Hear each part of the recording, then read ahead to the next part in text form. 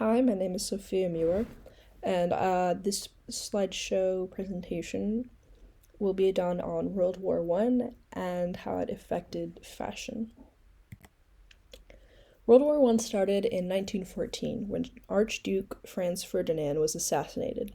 This led to Germany, Austria-Hungary, Bulgaria, and the Ottoman Empire, which were known as the Great Central Powers, fighting against Great Britain, France, Russia, Italy, Romania, Japan, and the United States, which were known as the Allied Powers. The war ended in 1918 with the defeat of the Central Powers. The first major fashion to be changed were women were allowed to wear pants and breeches. Due to most of the men being sent to war, many women now had to take on the roles of men's work. This helped start the relaxed attitude towards gender-specific clothing, where women were not only specifically allowed to wear skirts and men were only specifically allowed to wear pants. The next trend was the war crinoline. The war crinoline was a full mid-calf skirt that became popular. This skirt enabled women to take bigger steps and strides. It was also seen as patriotic, as well-dressed women were meant to cheer up soldiers. This is one of the first steps in shortening the skirts, and as well as the ankles were now allowed to be exposed.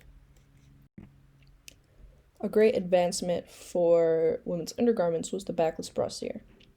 The backless brassiere was created by Chris Crosby. This was the first draft of the modern bra and allowed for more movement in the upper body. The demand for loose-fitting clothing for women was at an all-time high, and this garment would help achieve less restrictive undergarments for women, seeing as they had to do more labor-intensive work while the men were at war.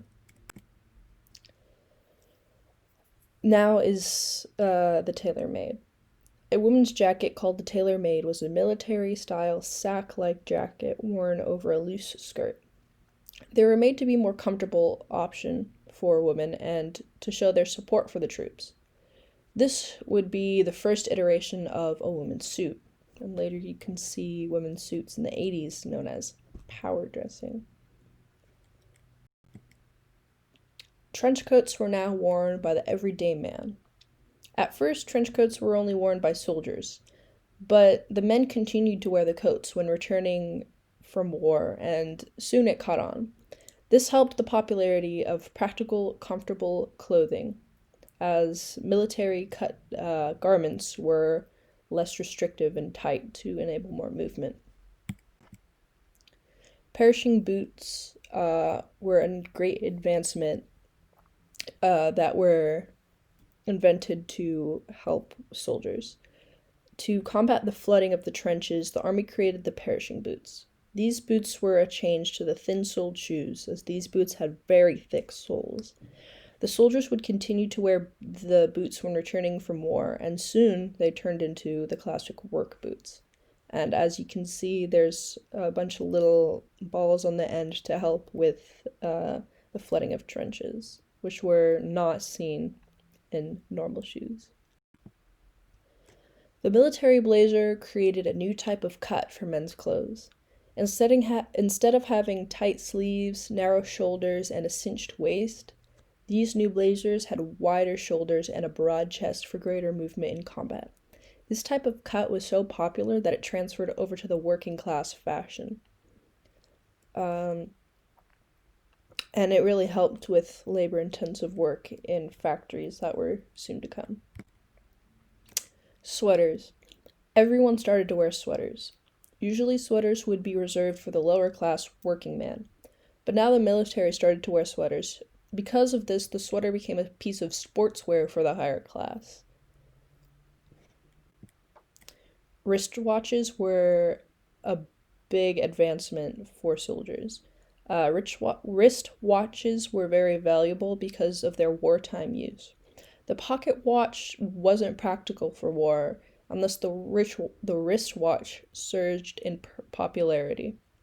It was a lot more smaller and it was easier to look at. You didn't have to pull it out from your jacket pocket.